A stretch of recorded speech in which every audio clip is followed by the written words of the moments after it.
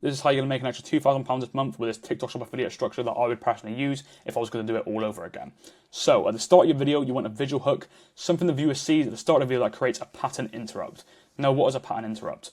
If you're scrolling on TikTok, likely you're going to watch most of the videos for about 1 second, and at 1 out of every 10 videos you'll probably stop and watch for a longer period of time because they mastered that pattern interrupt, they mastered that visual variable text hook which allows you to stop and actually watch through the rest of the video.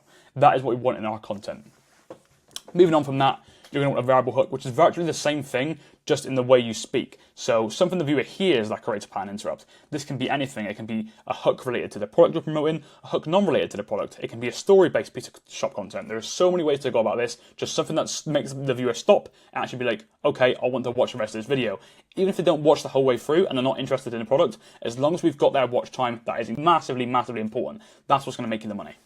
So, next on from that, we've got the text hook. Something they see, but in a version of text. Use the in-app TikTok titles with a white background. Really simple. Just use this to give the video instant context. This is what I do quite a lot, and this is what a lot of the other top affiliates will do to make the type of money they're making. From there, you want pain points or social proof, or pain points and social proof. I personally put both of them in my content just because it just makes it a bit more simple for the person to want to buy the product, because they're seeing 2 reasons on why they could use it and that actually works well, not just some BS product from China that's got 3-star ratings. So ask yourself of what is the ideal customer struggling with. That's something you need to ask yourself over and over and over again, because if you can't really pick at their pain points, there is no reason for them to buy the product. They need to understand that it really is something they need and not a want, and that is why I usually push products that people need in their life and not something that they want. For example, I don't really push clothing too much because it's wants, it's not really a need. I choose things that I can really pick up people's pain points, and that's what's going to make you the most amount of money. As far as social proof goes, you can use screenshots of videos of celebs using the product or studies that it works. Studies that it works really well. If you can't find one, just go on ChatGPT and get them to make you one. Really simple. And this matters a lot more for supplement products just because they're so hard to sell. Because the person can't actually see how that product works until they try it for themselves. So it's really hard to sell. So you have to make sure when you're doing supplements, you have social proof and pain points. If you have a product that you can actually see how it works, just show the social proof. You don't need the pain points as much if you can see that the product actually just does work.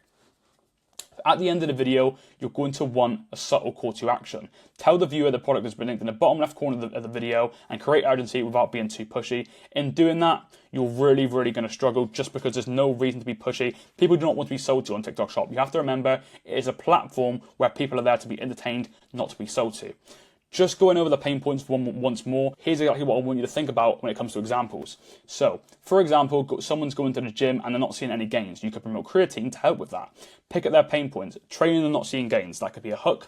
Or getting your nutrition right but not seeing gains. That's another hook. That's things you can use to actually pick at their pain points and allow them to want to buy the product. I'm going to go over call to actions again and show you why you need to be using them in your content and how this can massively help your conversions. The days of creating urgency by saying someone's getting fired at TikTok Shop for this flash sale are gone, because I promise you there's been many people that still go, oh, someone's getting fired at TikTok Shop, and I promise you that is not going to work anymore. It is terrible. People are not going to like you for it, therefore they're not going to buy a product. Most people will buy a product off of someone they like. And then, one more thing I want to go over is be subtle with your CTA.